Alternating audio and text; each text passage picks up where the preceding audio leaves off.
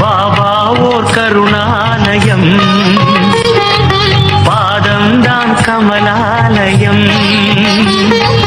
பாபா ஓர் கருணாலயம், பாதம்தான் கமலாலயம்.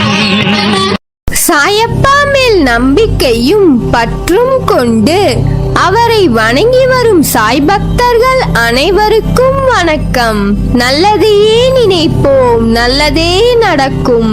உங்கள் அனைத்து வேண்டுதல்களும் நிறைவேற எல்லாம் வல்ல சாயப்பா உங்களுக்கு அருள் புரிவார். இன்றைய சாயப்பாவின் அமுத மொழியை கேட்போமா? அன்பு குழந்தையே, மனித வாழ்க்கை என்பது மகத்தானது. ஆனால் ஒரு சிலர் திட்டமிட்டு வாழாமல் வாழ்க்கையை குறை சொல்வதை ஏற்றுக்கொள்ள முடியாது. இறைவனின் படைப்பில் அனைவரும் பிறக்கும் போது ஒரே மாதிரியாகத்தான் பிறக்கிறார்கள். ஆனால் வளர்ப்பு சூழ்நிலையால் தான் மாறுபட்டு விடுகிறார்கள். மற்றபடி எல்லோருக்கும் ஒரே மாதிரியான உறுப்புகள் தான் இறைவன் அளித்திருக்கிறான். ஆனால் ஏன் வேறுபடுகிறார்கள் என்றாவது யாராவது நினைத்து பார்த்திருக்கிறீர்களா? நாம் சொல்வது சமுதாயத்தில் நாம் வேறுபடுவது வேறு. ஆனால் ஒரே குடும்பத்தில் பிறந்தவர்களிலேயே வித்தியாசம் வருகிறதே, ஏன்? உதாரணத்திற்கு, ஒரே குடும்பத்தில் 4 ஆண் பிள்ளைகள் பிறந்தால் அதில் 2 பேர் உயர்ந்த அதிகாரிகளாகவும், ஒருவர் விவசாயியாகவும், மற்றொருவர் சொந்த தொழில் செய்பவராகவும் உள்ளனரே. இந்த வித்தியாசம் எப்படி வந்தது? அனைவரையும் ஒரு சேரத்தான் வளர்த்திருப்பார்கள் அவரது பெற்றோர்கள். காரணம் என்ன தெரியுமா? தனிப்பட்ட முயற்சிதான் அவர்களை முன்னேற்றம் அடைய செய்துள்ளது. உயர்ந்த அதிகாரிகளானவர்கள் எடுத்த தனிப்பட்ட முயற்சியின் விளைவே அந்த பதவி. மற்ற இருவரும் அந்த அளவுக்கு முயலாததால் அவர்கள் செய்த முயற்சிக்கு கிடைத்தவை அவை. ஆக இதிலிருந்து நாம் என்ன கற்றுக்கொள்கிறோம் தெரியுமா? நாம் எந்த அளவுக்கு வாழ்க்கையில் முயற்சி செய்கிறோமோ அந்த அளவுக்கு உச்சத்தினை அடைகிறோம். முயற்சி இல்லாவிட்டால் வாழ்க்கையில் ஒன்றுமே இல்லை. எந்த ஒரு விஷயத்திற்கும் உங்கள் மனது சரி என்று கூறிய பின்னர் தான் முயற்சிக்க முடியும். ஆக உங்கள் மனநிலையை நல்ல நிலையில் வைத்திருந்தால் எந்த ஒரு செயலும் சிறக்கும். இதுதான் அடிப்படை. குழப்பமான மனநிலையில் நீங்கள் உள்ளபோது எந்த ஒரு முடிவையும் எடுக்காதீர்கள். அது வெற்றியை தராது. நல்ல தெளிவாக உள்ள போது எடுக்கும் முடிவுகளே வெற்றியை தரும். முயற்சி இல்லாதவர்களுடைய வாழ்க்கையானது கூரை இல்லாத வீடு போன்றது. எந்த நேரத்திலும் அவர்களுக்கு ஆபத்து காத்திருக்கும். பயந்து கொண்டே வாழ வேண்டிய சூழ்நிலையில்தான் அவர்களுடைய வாழ்க்கையானது அமையும். அதுவே நன்கு முயற்சித்தவர்களை பாருங்கள். வசதி, வாய்ப்பு, கார், பங்களா என நல்ல சூழ்நிலையில் நல்லதொரு நிலையினை வாழ்வில் அடைந்திருப்பார்கள். இது போன்று முயற்சி செய்யும் போது முட்டுக்கட்டைகளாக நமக்கு பல தடைகள் வரும். அதையெல்லாம் தகர்த்தெறிந்து விட்டு வாழ்க்கையின் செயல்பாடுகளை முடக்கிவிட வேண்டும். அப்போதுதான் வாழ்வில் வளர்ச்சி கிட்டும். அதனை விடுத்து தடைகள் வந்துவிட்டதே என தயங்கினீர்கள் என்றால் கண்டிப்பாக எதுவும் வெற்றி பெறாது, தோல்விதான்.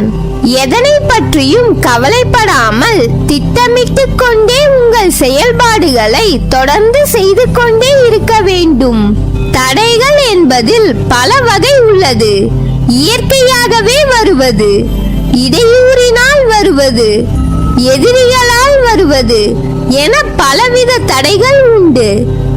அவ்வளவையும் நாம் எதிர்நோக்கும் வலிமை பெற்றிருக்க வேண்டும். அப்போதுதான் அதனை தகர்த்தெறிய முடியும். தயங்கி நின்றாலோ மூளையில் முடங்கினாலோ வெற்றி கனி எதிர்பக்கம் சென்றுவிடும். வெற்றியோ தோல்வியோ யாருக்காகவும் காத்திருப்பதில்லை. யார் தடுத்தாலும் வரும்போது கண்டிப்பாக வரும்.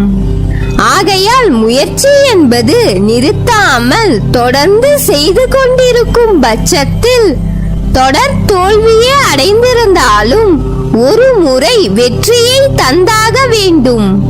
எனவே எப்போதும் முயற்சியை மட்டும் கைவிட்டு விடாதே. தொடர்ந்து முயற்சித்துக் கொண்டே இரு. வெற்றி கிட்டும் வெகு சுலபமாக. ஒரு சிலர் இருக்கிறார்கள், அவர்கள் எந்தவித முயற்சியும் மேற்கொள்ள மாட்டார்கள். அதனால் அவர்கள் வாழ்வில் வளர்ச்சியே இருக்க வாய்ப்பில்லை. கோடீஸ்வரர்கள் கூட யாரும் இக்காலத்தில் சும்மா இருப்பதில்லை.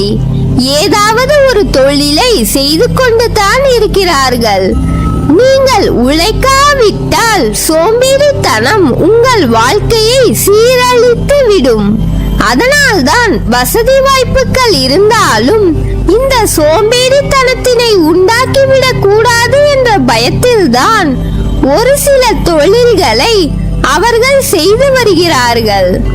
நீங்கள் உங்கள் வாழ்க்கையில் பார்த்திருப்பீர்கள். அரசு வேலையில் இருந்துவிட்டு ஓய்வு பெற்றவுடன் அவர்களின் உடல் ஆரோக்கியம் பாதிக்க துவங்கி விடுகிறது. அதிலும் ஒரு சிலர் இருக்கிறார்கள், இன்று ஓய்வு பெற்றவுடன் நாளை வேறு ஒரு இடத்தில் நல்ல வேலைக்கு சேர்ந்து விடுவார்கள். முன்னெச்சரிக்கையாக முயற்சி மேற்கொண்டுள்ளார்கள். வசதி வாய்ப்புகள் இருந்தாலும் நம்மால் 3 வேளையும் சாப்பிட்டு தூங்க முடியாது. ஒன்று மட்டும் புரிந்து கொள்ளுங்கள், ஓடும் நீரில் குளித்தால் உங்கள் உடம்புக்கு எதுவும் ஆகாது. அதுவே தேங்கும் நீரில் குளித்துப் பார், உங்களுக்கு விஷயம் தெரியும்.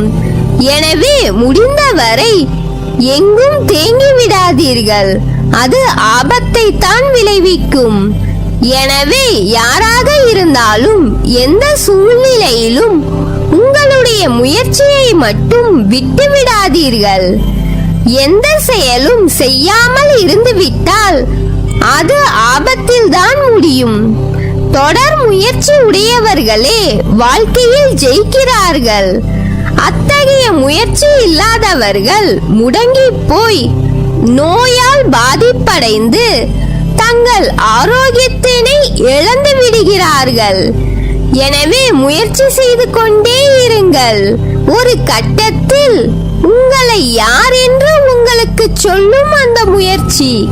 நீங்கள் நன்றாக மன நிம்மதியுடன் ஜெயமாக வாழ்வீர்கள். நல்லதே நடக்கும். நீ என் பரிபூர்ண அருளும் ஆசீர்வாதமும் அன்பும் பெற்ற என் செல்ல பிள்ளை.